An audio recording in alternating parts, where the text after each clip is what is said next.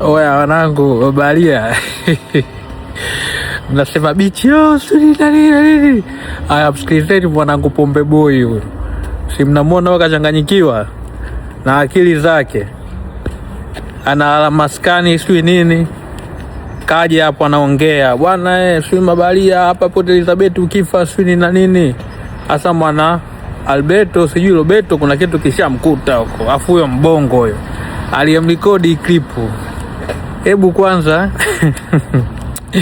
hebu tuwekee pati tu muendelezo ukoje, kwa sababu bwana ndugu yetu kamaga sana madini yani, kakandia sana yani.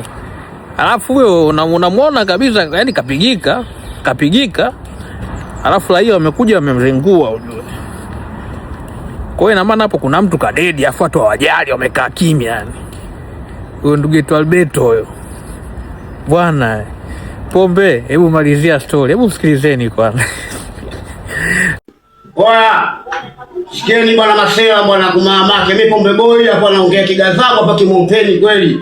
Na mwaka 4 nilipoteza beti. Lakini bichili hamna watu kusajana hapa hakuna. Hapa ukifa ani ndugu zako ndio wanakujua wewe watakustendia. Kuna muni aitwa Alberto. Watu wanajua poteza beti hapa, Alberto Masunga. Kapoteza pale kwangu jana, katoka Tavenazi asupu mchana ule, tunapika ugali hapa tunakula na. Hapo mnasema South Africa. Oya, rudini nye tafuteni mabichi mengine wanangu, mimi nawaambia ukweli. Una passport una nini? Tafuta nchi nyingine yote jipige, nenda kajipige. Umeingia South Africa una ndugu life gumu. Nenda hata Bahamas basi ukajaribu maisha popote. Unangangania tu hapa, nenda Bahamas kuna watalii kibao, katafute maisha huko mwanangu.